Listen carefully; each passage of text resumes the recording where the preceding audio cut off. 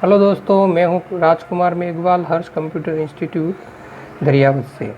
हमारी जो कक्षा 9 आरबीएससी की कंप्यूटर क्लास जो चल रही है उसका आगे का पार्ट आज हम इस वीडियो में शुरू कर रहे हैं।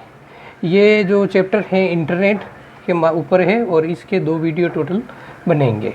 तो मैं आपसे गुजारिश करता हूँ कि आप पूरा वीडियो देख रहे होंगे और पूरा वीडियो आप ज़रूर देखें, क्योंकि इसके अंदर से बहुत से कॉम्पिटिटिव एग्ज़ामों में प्रश्न पुटअप होते हैं। अगर आपको हमारे वीडियो पसंद आ रहे हैं तो लाइक करें, शेयर करें। धन्यवाद। नमस्कार दोस्तों, आज हम हमारे आरबीएससी कंप्यूटर कक्षा 9 की क्लास का अगला चैप्टर पार्ट 4 यानी चैप्टर 4 इंटरनेट तकनीकी आगे शुरू करते हैं। देखिए, इंटरनेट कंप्यूटर का एक विशाल नेटवर्क होता है जो विश्व भर में फैले हुए छोटे बड़े कंप्यूटरों को आपस में जोड़ता है। यह एक जाल है जो टेलीफोन लाइन, केबल तथा अथवा विभिन्न तार माध्यमों से दुनिया भर के कंप्यूटरों को परस्पर संपर्क करता है। इंटरनेट को नेटवर्कों का नेटवर्क भी कहा जाता है क्योंकि विश्व के लगभग सभी नेटवर्क इंटरनेट के माध्यम से परस्पर जुड़े होते हैं। एक्चुअल में क्या है, देखो, इंटरनेट उसे कहा जाता है जिसके अंदर पूरा का पूरा विश्व के अंदर जितने भी कंप्यूटर हैं या जितने भी रोल है वो सारे के सारे नेटवर्क आपस में क्या है, जुड़कर एक बड़ा नेटवर्क का निर्माण हो जाता है। स्वतः ही उसे इंटरनेट कहा जाता है। इंटरनेट विश्व का सबसे बड़ा लोकप्रिय नेटवर्क है। इसके माध्यम से हम शिक्षा, चिकित्सा, विज्ञान, खेल, राजनीति, संगीत, वाणिज्य, अंतरिक्ष इत्यादि किसी भी क्षेत्र के संबंधित जानकारी पल भर में प्राप्त कर सकते हैं। इंटरनेट से दूरियों को समाप्त कर दिया है। इंटरनेट से जुड़ा व्यक्ति अपने कंप्यूटर से विश्व के किसी भी भाग में रहने वाले व्यक्ति से संपर्क कर सकता है। इंटरनेट मल्टीमीडिया तकनीकी पर आधारित है, अतः इसके माध्यम से एक कंप्यूटर से दूसरे कंप्यूटर तक किसी भी प्रकार का डेटा जैसे text, photograph, audio, video, graphics आदि संचारित किए जा सकते हैं। मतलब इंटरनेट के द्वारा एक बड़ा डेटा सेंटर है जिससे हर प्रकार की सूचनाओं को हम आसानी से प्राप्त कर सकते हैं। हम चाहें तो इंटरनेट के माध्यम से जो भी प्रकार के कार्य करना चाहें संभवतः वो सारे के सारे आजकल इंटरनेट से हो रहे हैं। इंटरनेट से व्यापार में भी नई दिशा मिली है और इंटरनेट से विज्ञान के क्षेत्र में, चिकित्सा के क्षेत्र में, खेल के क्षेत्र में, राजनीति, संगीत, वाणिज्य, कई सारे क्षेत्र हैं जिनके अंदर इंटरनेट का उपयोग आज व्यापक हो रहा है। इंटरनेट दुनिया भर की सूचनाओं व डेटा के आदान प्रदान की क्षमता रखता है। इसकी लोकप्रियता का रहस्य इसकी सरलता है। इसका कोई स्वामी नहीं है जो इसे चलाता है। इसमें सभी प्रकार की जानकारियाँ इंटरनेट सर्वर के माध्यम से आती है। यह एक अति विशाल स्वतंत्र सहकारिता का सर्वोत्तम उदाहरण है। हालांकि कोई एक व्यक्ति, कंपनी, संस्था अथवा सरकारी एजेंसी इसका स्वामित्व नहीं रखती है और न ही इसे नियंत्रित करती है, लेकिन कुछ एजेंसियां सलाह देकर, मानक निर्धारित कर और अन्य मुद्दों पर जानकारी देकर इसकी सफलता में सहभागी बनी है। इंटरनेट के विभिन्न क्षेत्रों के लिए मानक व दिशा निर्देश तय करने तथा अनुसंधान करने वाले world wide web consortium W3C कहलाता है। इसके चलाने के लिए कुछ नियम तय किए गए जिन्हें प्रोटोकॉल कहा जाता है। इंटरनेट के इस्तेमाल होने वाले 2 मानक इंटरनेट प्रोटोकॉल हैं। पहला है TCP और दूसरा है IP। TCP transmission control protocol तथा IP है इंटरनेट प्रोटोकॉल। अब बात करते हैं हम इंटरनेट की हिस्ट्री के, यानी इंटरनेट का इतिहास।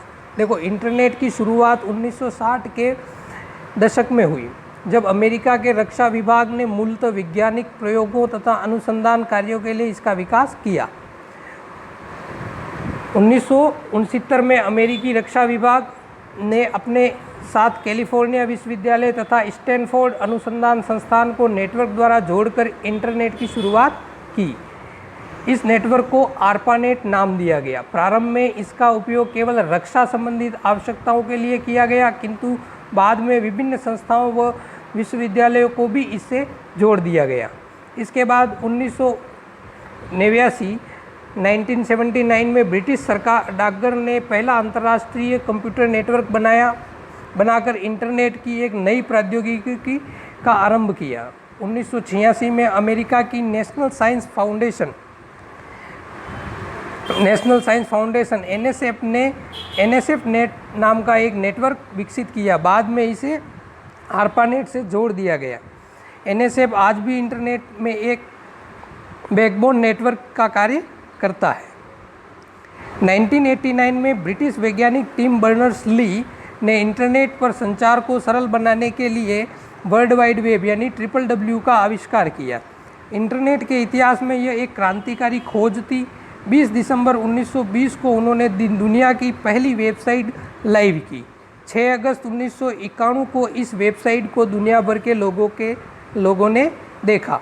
ये महत्वपूर्ण क्वेश्चन है कि कंप्यूटर में क्रांतिकारी खोज 20 दिसंबर 1990 को दुनिया की पहली वेबसाइट लाइव की गई थी। वो किसके द्वारा की गई थी? तो टिम बर्नर्स-ली की टीम द्वारा की गई थी।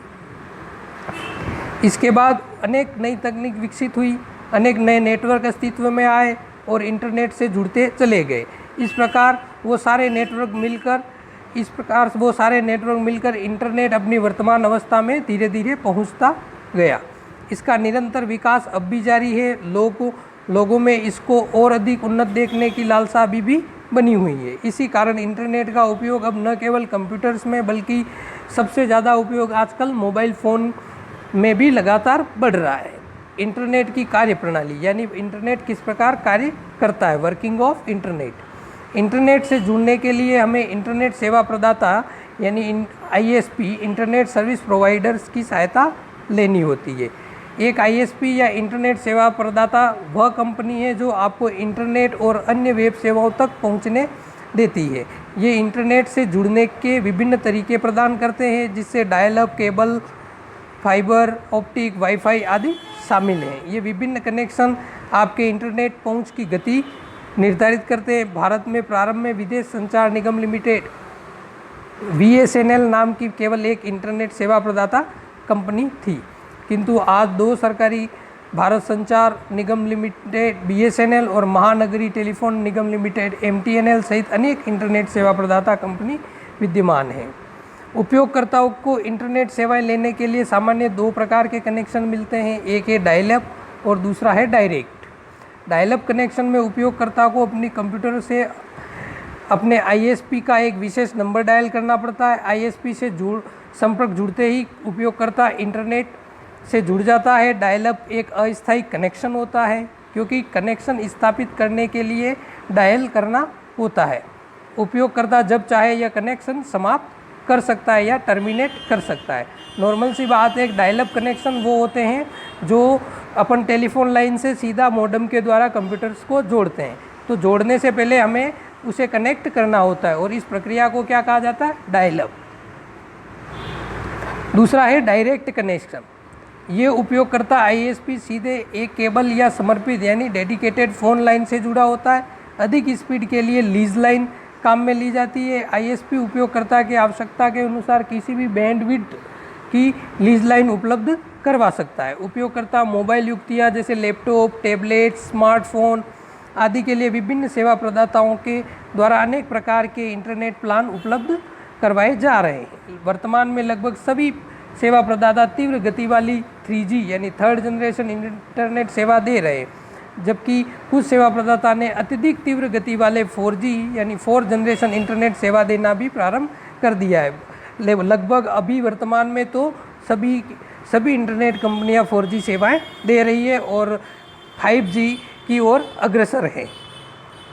आजकल अधिकांश शिक्षण संस्थान, कार्यालयों, हवाई अड्डों, होटलों आदि में वाईफाई सुविधाएं उपलब्ध है। ये वाईफाई के हॉटस्पॉट कहलाते हैं। इन संस्थानों पर व्यक्ति अपने वाईफाई समर्थित फ़ोन अथवा लैपटॉप के मध्य से समूचे विश्व से जुड़ सकता है। डिजिटल भारत कार्यक्रम के अंतर्गत सभी गाँवों में को ब्रॉडबैंड इंटरनेट सेवाओं से जोड़ने और सभी शैक्षणिक संस्थाओं, रेलवे स्टेशनों आदि को वाईफाई इनबिल्ट बनाने की योजना है।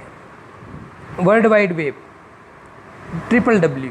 करीब 50 वर्षों से लोग एक ऐसे डेटाबेस का सपना देख रहे थे जो कि वैश्विक ज्ञान और सूचनाओं को रखता हो तथा जिसके माध्यम से विश्व के लोगों को आपस में जोड़ा जा सके। अब यह सपना पूरा हो चुका है और इसके लिए आवश्यक तकनीकी की खोज भी हो चुकी है। इस तकनीकी का नाम है वर्ल्ड वाइड वेब यानी WWW। इसे संक्षेप में WWW कहते हैं। वर्ल्ड वाइड वेब एक प्रकार का डेटाबेस है जो पूरे विश्व में फैला हुआ है। वर्ल्ड वाइड वेब प्रोटोकॉल के साधारण समूह पर आधारित एक ऐसी इंटरनेट सेवा है जो किसी विशेष रूप से समान रूप यानी कॉन्फ़िगर्ड सर्वर कंप्यूटर को इंटरनेट के द्वारा दस्तावेज यानी डॉक्यूमेंट को एक मानक तरीके से भेजता है। यह वेब के विभिन्न मानक कंप्यूटर प्लेटफॉर्म जैसे यूनिक्स, विंडोज़, मैक आदि पर प्रोग्राम की ऐसी सुविधा प्रदान करता है कि वह कंप्यूटर सर्वर से आने वाली सूचना को एक अच्छे प्रारूप यानी फॉर्मेट में दिखा सके। इस प्रकार के प्रोग्राम को वेब ब्राउज़र कहते हैं। वेब ब्राउज़र के सहयोग से वर्ल्ड वाइड वेब ने किसी भी वेबसाइट के लिए यह संभव कर दिया कि वह अपने पास कई सारे पेज में सूचना रख सके, जिससे टेक्स्ट, साउंड, पिक्चर, जहाँ तक कि वीडियो के साथ में दूसरे पेज को जोड़ने वाले लिंक भी हो।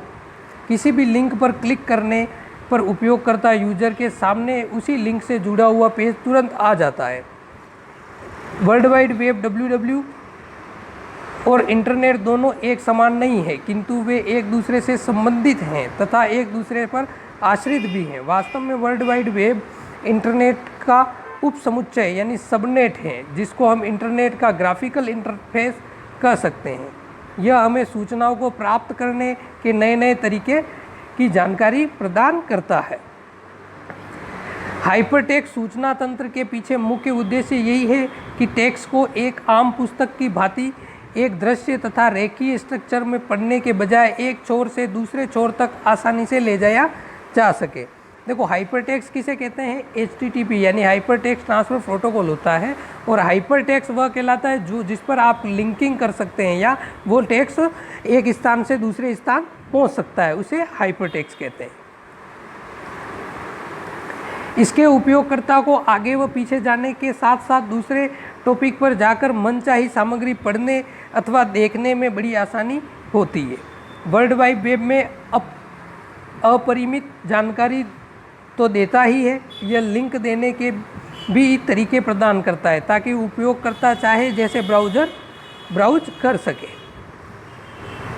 अब वर्ल्ड वाइड वेब टेक्स्ट के साथ ग्राफिक्स, साउंड, वीडियो को दिखाने की क्षमता भी रखता है। अधिक नवीन ब्राउज़र तो मल्टीमीडिया से जुड़ी एप्लीकेशन को भी दिखाने में सक्षम होते हैं। सर्वाधिक अहम बात यह है कि यह सब कार्य अत्यधिक आसान है। केवल एक क्लिक करते जाइए और यह आपको एक लिंक से दूसरे लिंक और एक पेज से दूसरे पेज तथा अलग अलग साइट तथा सर्वर की शेयर करा सकता है, और वो भी कुछ पलों में। वेब पूर्ण रूप से क्रॉस प्लेटफॉर्म होता है। क्रॉस प्लेटफॉर्म होने का अर्थ यह है कि आप वेब को किसी भी कंपनी के हार्डवेयर पर किसी भी ऑपरेटिंग सिस्टम के साथ तथा किसी भी प्रकार के डिस्प्ले के लिए एक्सेस कर सकते हैं। वेब सूचना का अपरिमित भंडार है। वेब पर सूचना हजारों लाखों वेबसाइट पर बिखरी रहती है। अतः यह कहा जा सकता है कि वेब विभाजित है। वेब को जब चाहे अपडेट किया जा सकता है, इसलिए वेब गतिशील भी है। देखो, वेब होती है प्लेटफॉर्म इंडिपेंडेंट, यानी कि आप किसी भी कंप्यूटर पर या मोबाइल पर या किसी भी उपकरण पर जो कि इंटरनेट की सेवा चलाने के लिए सुचारू हो सकता है, उस पर आप वेब चला सकते हैं। वेब इंटरैक्टिव होता है। इंटरैक्टिव का तात्पर्य है कि अपने वेब सर्वर के अंतर्गत अंतर्क्रिया करने की क्षमता से है। हम वेब पर कहीं और जाने के लिए या किसी दूसरे पेज को खोलने के लिए केवल लिंक को सेलेक्ट करना होता है। पेजों के साथ इंटरैक्टिव करवाने वाले फॉर्म भी हो सकते हैं, जिन्हें भरा जा सकता है। फॉर्म में टेक्स्ट बॉक्स हो सकते हैं जहां कुछ टाइप किया जा सकता है। रेडियो बटन्स होते हैं, इनमें कई ऑप्शन में से आप एक ऑप्शन चुन सकते हैं, या फिर मेन्यू आइटम हो सकते हैं जिनमें से एक से अधिक आइटम आप चुन सकते हैं। जब फॉर्म सबमिट किया जाता है तो सारी सूचना उस सर्वर तक चली जाती है जहां वो पेज बनाए गए हैं। वेब एक ऐसा माध्यम है जिसके द्वारा लोगों तक पहुंचा जा सकता है एवं सारी दुनिया के लिए लोगों की बातचीत भी की जा सकती है। वेब ब्राउज़र, देखो, वेब ब्राउज़र वह चीज़ है जिसके अंदर इंटरनेट को एक्सेस किया जाता है या हम वेबसाइट को ब्राउज करते हैं। तो देखते हैं वेब ब्राउज़र।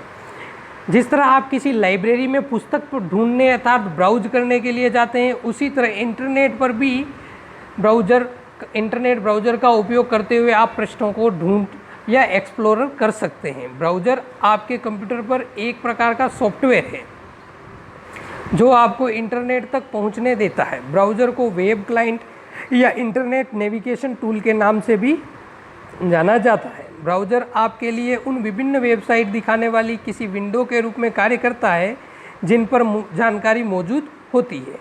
आपको बस अपने ब्राउज़र में कोई वेब पता लिखना है और आप तुरंत उस वेबसाइट पर पहुंच जाएंगे सिंगल क्लिक के द्वारा।